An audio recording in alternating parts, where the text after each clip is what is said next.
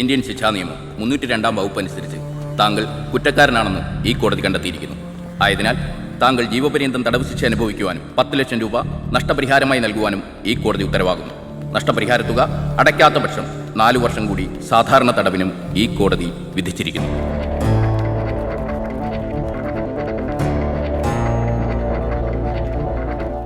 ജയിലിലിരുന്ന് ഓർക്കാൻ സന്തോഷം പകരുന്ന കുറച്ച് കാര്യങ്ങൾ കൂടി കേട്ടിട്ട് പോവാം. നിങ്ങൾക്ക് ഓർമ്മയുണ്ടോ ഒരു പോലീസുകാരൻ വാസുപിള്ളെ? ആളുകൾ നോക്കി നിൽക്കേ ഒരു പെണ്ണിന്റെ കൈയും തല്ലി മേടിച്ച ദുഃഖത്തിൽ മനനൊന്ന് ആത്മഹത്യ ചെയ്ത ഒരു പാവം പോലീസുകാരൻ. ആ അച്ഛന്റെ മകനാ ഞാൻ. 20 വർഷത്തോളം എന്നെ ഒരു ഓർഫനേജ് ഇലിട്ടറിലേക്ക് തള്ളിവിട്ടതിന് ഈ ശിക്ഷ പോരാ നിങ്ങൾക്ക്. എന്റെ അച്ഛന്റെ വേർപാടിൽ ഞാൻ പൊഴിച്ച കണ്ണീരിലെടുത്ത ശബ്ദമാണ് എന്നെ ഈ യൂണിഫോമിൽ എത്തിച്ചത്. അന്ന് തൊട്ട് ഞാൻ ആഗ്രഹിക്കുന്നതാ ഇങ്ങനെയൊരു നിമിഷം. ഇപ്പൊ എനിക്ക് സന്തോഷമായി. അധികം മെനക്കെടുത്താതെ നിങ്ങളായിട്ട് തന്നെ ഇങ്ങനൊരു അവസരം ഉണ്ടാക്കി തന്നതിന്. കാണാം.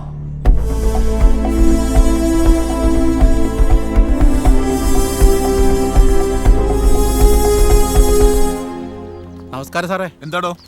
ഒരു നിവേദനമുണ്ട്.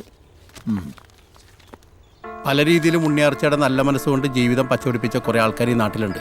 അവർക്ക് ഉണ്ണിയാർച്ച ദൈവത്തെ പോലെയാണ് സാറേ. അതിന് അവരാരെയും കൊന്നിട്ടൊന്നുമില്ല സാറേ.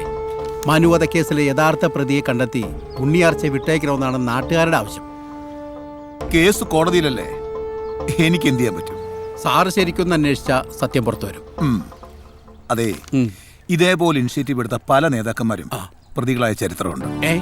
അത് തീർക്കണം. വേണ്ട സാറേ, വിട്ടോ വിട്ടോ വിട്ടോ വിട്ടോ.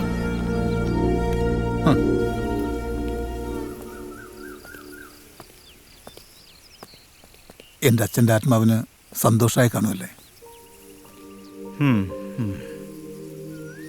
അച്ഛന്റെ മുഖം എന്താ വല്ലാണ്ടിരിക്കണേ? ഇന്ന് ഞാൻ ജീവിതത്തിൽ ഏറ്റവും അധികം സന്തോഷിക്കുന്ന ദിവസമാണ്.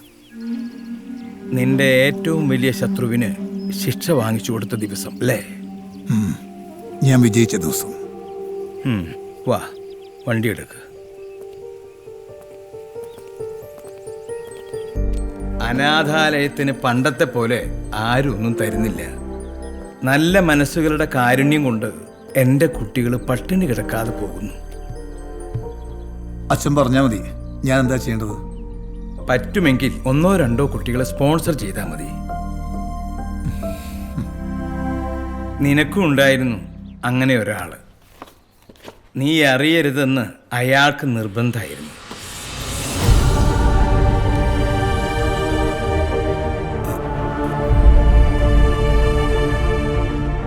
ഇവര്? നീ ഇത്ര നാള് നിഴലിനോടാണ് യുദ്ധം ചെയ്തത്. നീ കഴിച്ച ഭക്ഷണവും നീ പഠിച്ച പുസ്തകങ്ങളും എന്തിന്, നീ ഇടുന്ന പോലീസ് യൂണിഫോം വരെ അവരുടെ ദാനമാണ്. അന്ന് ഞാൻ പറഞ്ഞത് ഓർക്കുന്നുണ്ടോ നീ? അവസാനം കരയേണ്ടി വരുന്നു. നിനക്കറിയോ, ട്രാൻസ്ഫർ വാങ്ങി ആദ്യമായി നീ എൻ്റെ മുമ്പിൽ വന്ന ദിവസം നിന്നെ ആ വേഷത്തിൽ നിന്ന് കാണാൻ കൊതിച്ച് അവരും ഉണ്ടായിരുന്നു അവിടെ.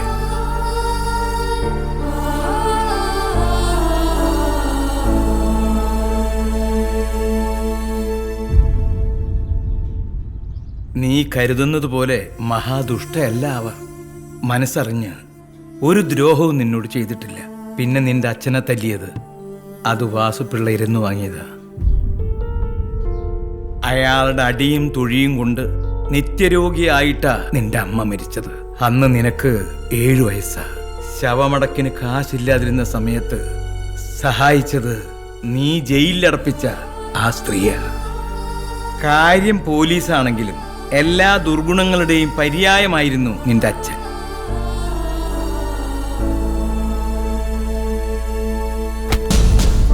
മുഴുകുടിയനായ അയാൾ കൊച്ചേട്ടനുമായി സ്ഥിരം തല്ലായി. ഒരിക്കൽ സ്വന്തം ഭർത്താവിനെ പേപ്പട്ടിയെപ്പോലെ തല്ലുന്നത് കണ്ട ചിന്നമ്മ നിന്റെ അച്ഛൻ്റെ കാല് പിടിച്ചു.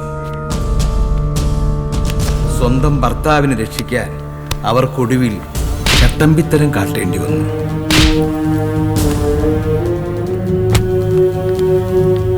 നിന്റെ അച്ഛൻ മരിച്ചപ്പോ നിന്നെ ദത്തെടുക്കാൻ അവരാഗ്രഹിച്ചതാ. അന്ന് അവരുടെ ആൾക്കാർ അതിന് സമ്മതിച്ചില്ല. പിന്നെ നീ ഒറ്റയ്ക്കായത് കണ്ട് ആ സ്ത്രീയ എന്നെ നിന്റെ അടുക്കിലേക്ക് പറഞ്ഞു വിട്ടത്. നിന്റെ ഓരോ വളർച്ചയും നീ കാണാതെ അവർ കാണുന്നുണ്ടായിരുന്നു മോനെ. എന്നിട്ടും വലിയ ദ്രോഹ നീ അവരോട് കാട്ടിയത്.